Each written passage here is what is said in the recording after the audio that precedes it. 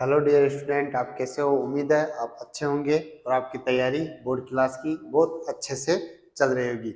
और हम जो चैप्टर पढ़ रहे थे वो ज्योग्राफी का प्राथमिक क्रियाएं पढ़ रहे थे। उन प्राथमिक क्रियाओं में हमने दो प्राथमिक क्रियाएं कंप्लीट कर ली थी। पहली की थी आखेट व भोजन संग्रह। हमने जो टॉपिक क्लियर कर लिए थे वो थे पहला आखेट व भोजन संग्रह और दूसरा था पशुचारण। ये हमारे लास्ट की दो क्लासेज में कंप्लीट हो चुका है। अब हम जो आपकी बुक है उसकी लास्ट प्राथमिक क्रिया लाते हैं कृषि। अब हम आज जिस टॉपिक के बारे में बात करेंगे वो टॉपिक है कृषि। तो ये जो कृषि है ये प्राथमिक क्रियाओं में शामिल है। अपन कृषि के क्या पढ़ेंगे? प्रकार। आज इस क्लास में हम कृषि के क्या पढ़ेंगे? प्रकार पढ़ेंगे। तो सबसे पहला मान लो कि आपके क्वेश्चन पूछा जाए कि प्रमुख प्राथमिक क्रियाएं कौन कौन सी है, तो आखेट व भोजन संग्रह, पशुचारण, कृषि और भी आपकी बुक में दी हुई है जो मैंने आपको ऑलरेडी क्लास में दिखवा दिया।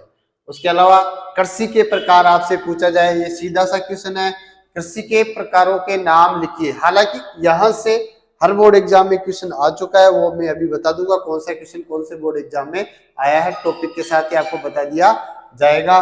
तो सबसे पहले अपने जो टॉपिक है वो है आज का कृषि के प्रकार। सबसे पहला कृषि का प्रकार है आदिम कालीन निर्वाह कृषि। अब हम यहाँ पर इसका विस्तृत वर्णन नहीं करेंगे, हम यहाँ पर तो सिर्फ पढ़ेंगे कौन कौन सी कृषि के प्रकार होते हैं और विस्तृत वर्णन हम आगे वाले इसके साथ में करेंगे। तो पहली कृषि है आदिम कालीन निर्वाह कृषि, दूसरी गहन निर्वाह कृषि, तीसरा है रोपण कृषि, चौथा विस्तृत वाणिज्य अनाज कृषि, मिश्रित कृषि, डेयरी कृषि, भूमध्य सागरीय कृषि, बाजार के लिए सब्जी कृषि, उद्यान कृषि, सहकारी कृषि और सामूहिक कृषि। वापस में रिपीट कर रहा हूं, कृषि के प्रकार, कृषि के प्रमुख प्रकारों के बारे में बताइए या उनके नाम लिखिए। आपकी बुक में दिया हुआ है 10 टॉपिक। आदिम कालीन निर्वाह कृषि, गहन निर्वाह कृषि, रोपण कृषि, विस्तृत वाणिज्य अनाज कृषि, मिश्रित कृषि, डेयरी कृषि, भूमध्य सागरीय कृषि, बाजार के लिए सब्जी कृषि, उद्यान कृषि, सहकारी कृषि और सामूहिक कृषि। अब हम इस क्लास में इन सभी के बारे में विस्तार से क्या करेंगे? वर्णन करेंगे। तो सबसे पहले हम पढ़ते हैं आदिम कालीन निर्वाह। सबसे पहले कृषि का प्रकार पढ़ रहे थे, यहाँ पढ़ेंगे वो है आदिम कालीन निर्वाह कृषि। यानी पुराने समय से जो कृषि को अपन काम में लेते थे पुराने समय में, वो अपन जीवन निर्वाह के लिए क्या लेते थे? काम में लेते थे। और हम अब इसका विस्तार से क्या करेंगे? वर्णन करेंगे। कृषि का जो पहला प्रकार है आदिम कालीन निर्वाह कृषि। अब इसमें इसकी जो विशेषता है वो हम उनकी बात करते हैं। तो क्या इसकी विशेषता है? आदिम कालीन निर्वाह कृषि में वनस्पति को काटकर तथा जलाकर, वनस्पति को काटकर तथा जलाकर भूमि प्राप्त की जाती है। जैसे मान लो कि अपने पास एक बंजर भूमि है और वहां जो पेड़ पौधे हैं उन पेड़ पौधों को पहले काटा जाता है, फिर उनको जलाया जाता है। और कृषि के लिए हम ऐसे क्या करते हैं? भूमि प्राप्त करते हैं। और उसमें जो जली हुई राख होती है, उसमें जो जली हुई राख होती है अपनी लैंग्वेज में होती है, जो राजस्थानी लैंग्वेज में उसको बोला जाता है माजड़ी। ठीक है, तो उसमें जली हुई राख उर्वरक का मतलब होता है खाद का कार्य करती है। जो भूमि प्राप्त करें हम वनस्पति को काट कर फिर उसको जलाकर जो भूमि प्राप्त करें, ठीक है, और जो जलाने से जो राख प्राप्त हो रही है, ठीक है, वो उर्वरक का कार्य करती है। और हम इसी कृषि को आदिम कालीन निर्वाह कृषि को ही दूसरे जिस नाम से जानते हैं वो है कर्तन दहन कृषि भी कहा जाता है। आदिम कालीन जीवन निर्वाह कृषि को ही क्या कहते हैं? कर्तन दहन कृषि कहते हैं। ये एक तरह से ये इसकी परिभाषा है कि आदिम कालीन निर्वाह कृषि या कर्तन दहन कृषि किसे कहते हैं? वनस्पति को काटकर जलाकर इसमें भूमि प्राप्त की जाती है और वनस्पति को जलाने से जो राख प्राप्त होती है उर्वरक का कार्य करती है, उसे ही हम आदिम कालीन निर्वाह कृषि या कर्तन दहन कृषि भी कहते हैं। दूसरे इसकी विशेषताओं में जाते हैं। यह खेती पुराने औजारों जैसे लकड़ी, कुदाली व फावड़े द्वारा की जाती है। इसमें कोई तकनीकी काम में नहीं ली जाती। इसको अपन जब इस कृषि को करते हैं तो पुराने औजार जो पुराने समय से हम काम ले रहे हैं, लकड़ी, कुदाली, फावड़े द्वारा की जाती है। इस कृषि में बोए गए खेतों का आकार क्या होता है? छोटा होता है। इस कृषि में बोए गए खेतों का आकार क्या होता है? छोटा होता है।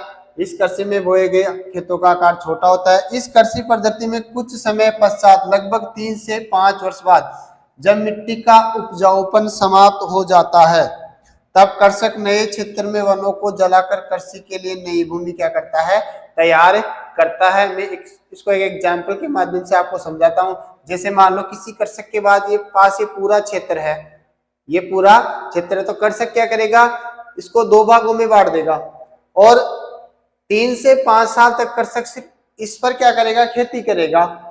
और 3 से 5 साल बाद में ये वाला जो क्षेत्र है इसकी उपजाऊपन क्षमता क्या हो जाएगी? कम हो जाएगी और वर्षा या और किसी कारण से ये जो भूमि है इसमें नई मिट्टी आ जाती है और इसकी उपजाऊपन क्षमता क्या होती है? बढ़ जाती है। और फिर यहाँ पर जो वनस्पति उत्पन्न हो रखी होती है उसको जलाकर या काट कर कृषक फिर क्या करेगा? 3 से 5 साल तक यहाँ कृषि करेगा। तब तक वापिस ये भूमि क्या हो जाती है? उपजाऊपन हो जाती है। तो फिर वापिस यहाँ से कृषक किधर चला जाएगा? इधर चला जाएगा। ये तीसरा पॉइंट वापिस आपको रिपीट कर रहा हूं मैं। इस कृषि पद्धति में कुछ समय पश्चात 3 से 5 वर्ष औसत ले लेते हैं, लगभग 3 से 5 वर्ष बाद जब मिट्टी का उपजाऊपन यानी इस मिट्टी का उपजाऊपन क्या हो गया? समाप्त हो गया। तब कृषक नए क्षेत्र में हो तो कृषक फिर किधर चला गया? इधर चला गया। वनों को जलाकर कृषि के लिए नई भूमि क्या करता है? तैयार करता है। फिर वापिस मैंने पहले समझा दिया इस पॉइंट को भी। कुछ वर्षों बाद कृषक पुनः पहले वाली भूमि क्षेत्र पर वापिस इस क्षेत्र पर क्या आ गई? उपजाऊ क्षमता आ गई। कुछ वर्षों बाद कृषक पुनः पहले वाले कृषि क्षेत्र पर उर्वरता में वृद्धि हो जाने के कारण वापस कृषि कार्य करता है। वापस कृषि कार्य करने के लिए पहले वाली भूमि पर आ जाता है। अब ये जो कर्तन दहन कृषि है या आदिम कालीन निर्वाह कृषि है, इसको अनेक नामों से जाना जाता है। हर क्षेत्र में इसको अनेक नामों से जाना जाता है। जैसे भारत के उत्तरी पूर्वी राज्यों में इसको कहते हो आप जूमिंग। भारत के उत्तरी पूर्वी राज्यों में इसको आप कहते हो जूमिंग। मध्य अमेरिका व मैक्सिको में इसको कहते हो आप मिल्पा। ये सब क्वेश्चन बन रहे हैं आपके, सब छोटे छोटे क्वेश्चन बन रहे हैं। पूरा मिला के एक बड़ा क्वेश्चन बन रहा है और ये छोटे क्वेश्चन बन रहे हैं। वापस रिपीट कर रहा हूं, भारत के जो उत्तरी पूर्वी राज्य है वहां पर इस कृषि को कहते हो आप जूमिंग। मध्य अमेरिका व मैक्सिको देशों में कहते हो मिल्पा। उसके अलावा वियतनाम में इसको कहते हो रे। वियतनाम नामक एक देश है उसमें कहते हो रे। राजस्थान में इसको कहते हो बाजरा। राजस्थान में इसको क्या कहते हो?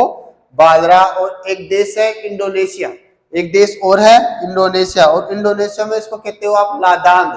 इंडोनेशिया में इस कृषि को क्या कहते हो आप? लादांग। तो ये इसके क्या है? उपनाम है। कौन सी कृषि के? आदिम कालीन निर्वाह कृषि के। यहाँ से अच्छा क्वेश्चन उठ सकता है आपके। अब हम बात करते हैं कि जो आदिम कालीन निर्वाह कृषि है उसके क्षेत्र कौन कौन से है। तो इसके प्रमुख क्षेत्र, इस कृषि के प्रमुख क्षेत्र अफ्रीका।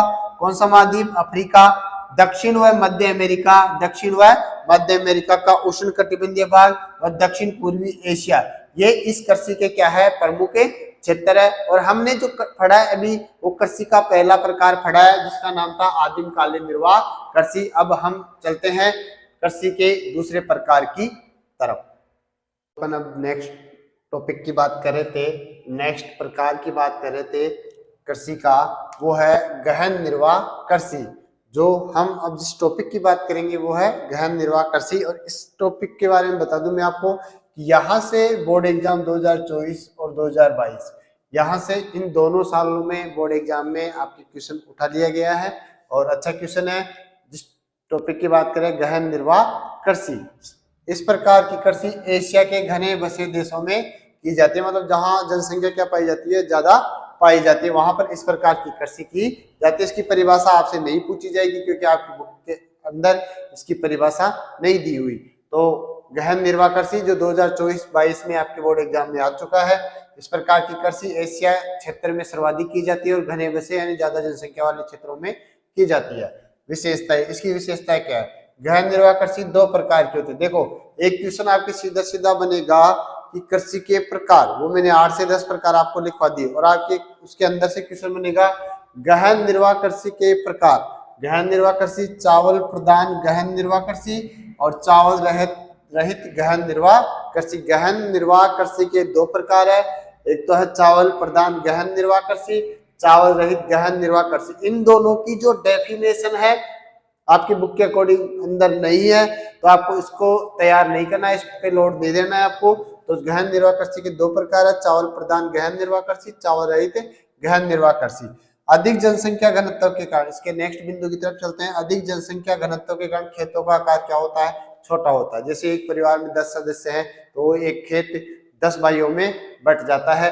तो अधिक जनसंख्या घनत्व के कारण अपन ने खुद ने पढ़ाई कि एशिया के घने यानी ज्यादा जनसंख्या वाले क्षेत्रों में की जाती है। तो अधिक जनसंख्या घनत्व के कारण खेतों का आकार क्या होता है, छोटा होता है, एवं कृषि कार्य में कृषक का संपूर्ण परिवार लगा रहता है, और पूरा परिवार कृषि कार्यों में ही क्या करता है, लगा रहता है। नेक्स्ट बिंदु की तरफ चलते हैं। भूमि का गहन उपयोग होता है, भूमि का अधिक अच्छी तरीके से उपयोग होता है, एवं यंत्रों की जगह मानव श्रम अधिक महत्व है। यानी यहाँ पर तकनीकी का प्रयोग नहीं किया जाता, ज्यादा जो कार्य किया जाता है मानव खुद ही करता है। भूमि का गहन उपयोग होता है, यंत्रों की जगह मानव श्रम का महत्व अधिक है। उर्वरकता यानी उपजाऊपन बनाए रखने के लिए पशुओं के गोबर की खाद एवं हरी खाद को क्या लेते हो आप उपयोग में लेते हो। उर्वरकता यानी भूमि में उपजाऊपन यानी अधिक पैदावार बढ़ाने के लिए पशुओं के गोबर खाद और हरी खाद का क्या करते हैं, हम इसमें प्रयोग करते हैं। जो गहन निर्वाह कृषि है, इस कृषि में प्रति इकाई उत्पादन अधिक होता है, परंतु प्रति कृषक उत्पादन क्या हो जाता है, कम हो जाता है। जब इसको डिवाइड करते हैं तो यहाँ ये आपको कम मिलेगा, और अगर इकाई के आधार पर करें तो इसका उत्पादन क्या होता है, अधिक होता है, लेकिन प्रति कृषक इसका उत्पादन क्या हो जाता है, कम हो जाता है। चावल रहित गहन निर्वाह कृषि में सिंचाई की आवश्यकता होती है। जो चावल रहित गहन निर्वाह कृषि है उसमें सिंचाई की आवश्यकता आपको क्या होगी, अधिक होगी। हम जो अभी टॉपिक पढ़े थे, प्रकार पढ़े थे, वो था गहन निर्वाह कृषि, ये दूसरे प्रकार था, और ये आपके 2024 और 22 में बोर्ड एग्जाम में आपके आ चुका है।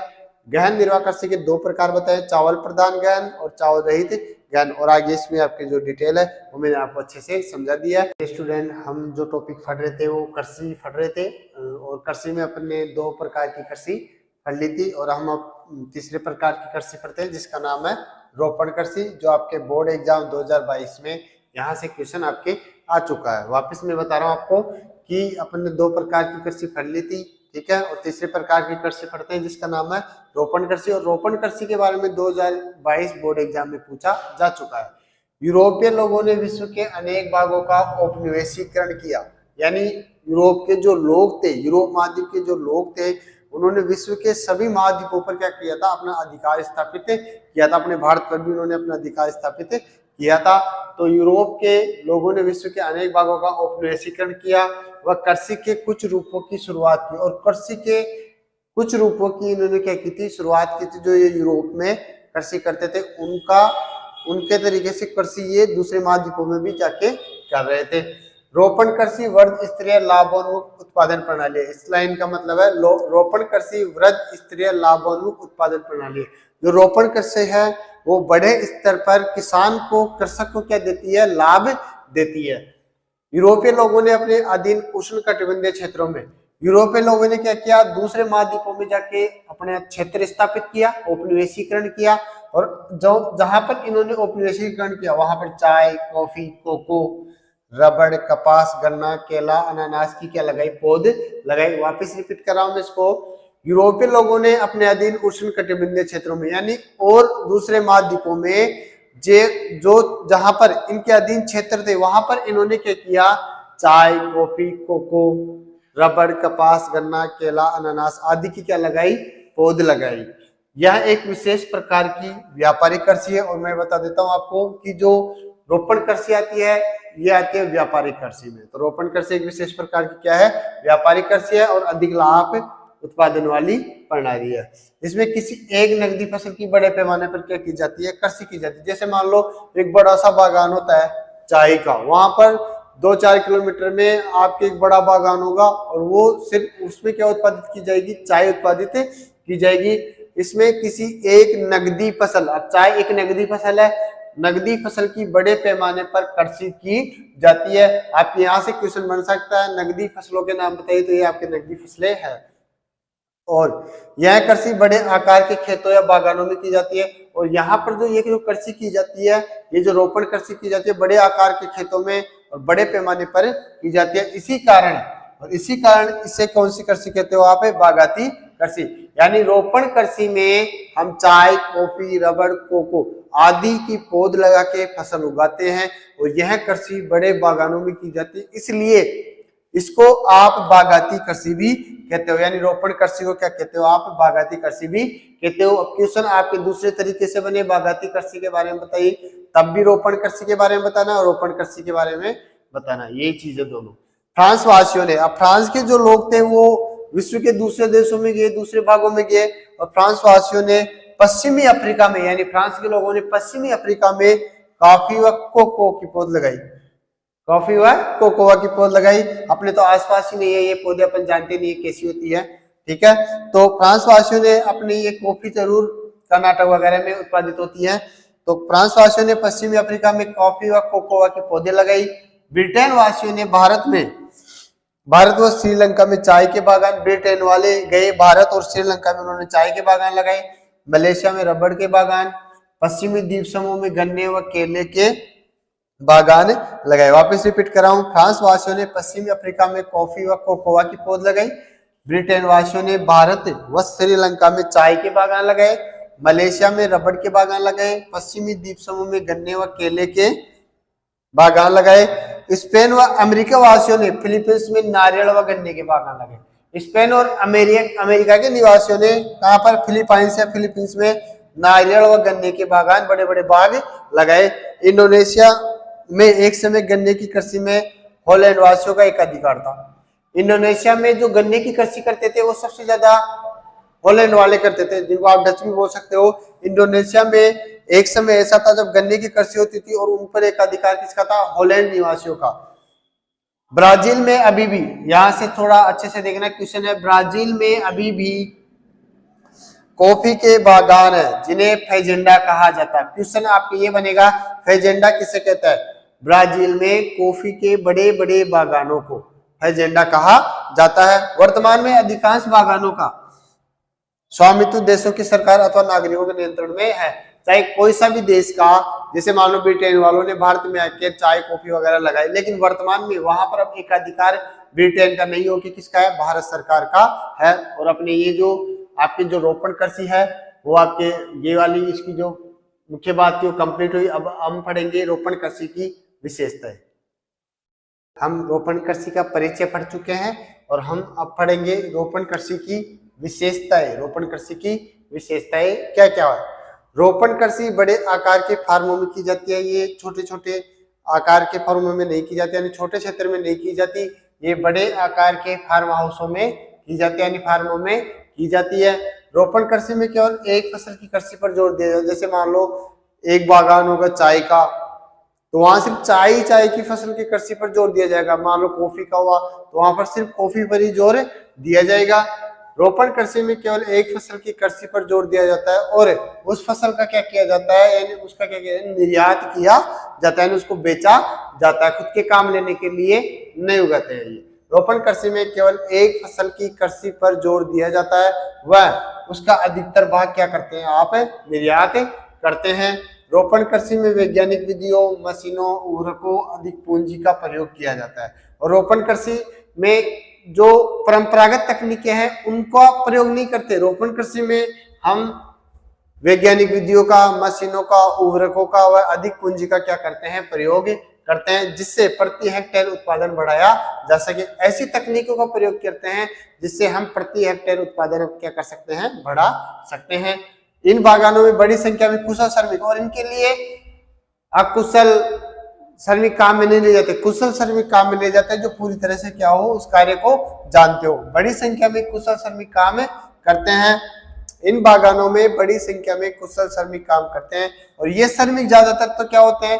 मतलब 80% तो क्या होते हैं? ये स्थानीय यानी आसपास के क्षेत्र के ही होते हैं। लेकिन कुछ प्रदेशों में कहीं पर श्रमिक नहीं मिल पाते हैं, तो वहां दास श्रमिक, पहले दास श्रमिक वाली व्यवस्था ज्यादा थी, तो कुछ प्रदेशों में दास श्रमिक या निग्रो यानी अफ्रीकी लोग भी क्या करते हैं? काम करते हैं। वापस रिपीट कर रहा हूं इस पॉइंट को मैं।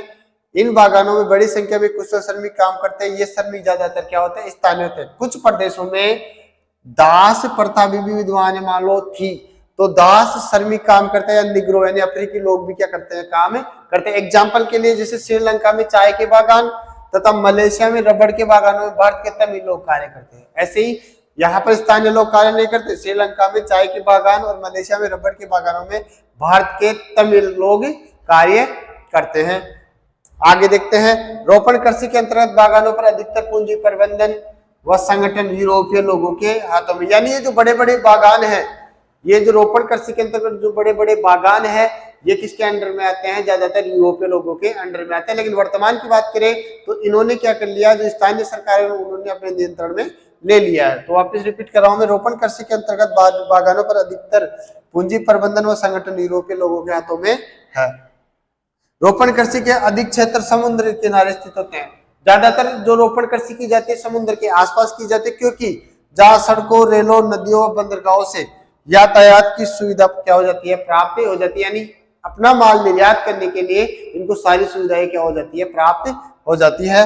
रोपण कृषि के बागान विरल जनसंख्या वाले क्षेत्रों में अधिक भूमि प्राप्त होने के कारण लगाए जाते हैं। यानी जहां पर जनसंख्या कम होगी, जहां पर जनसंख्या कम होती है वहां पर रोपण कृषि के बागान ज्यादा लगाए जाते हैं, क्योंकि जनसंख्या कम होती है वहां भूमि आपको क्या होती है, ज्यादा प्राप्त होती है। और ये हम आज 3 प्रकार की कृषि पढ़ चुके हैं, और हम जो बाकी 4-5 प्रकार की कृषि के प्रकार है वो हम कल पढ़ेंगे नेक्स्ट क्लास में।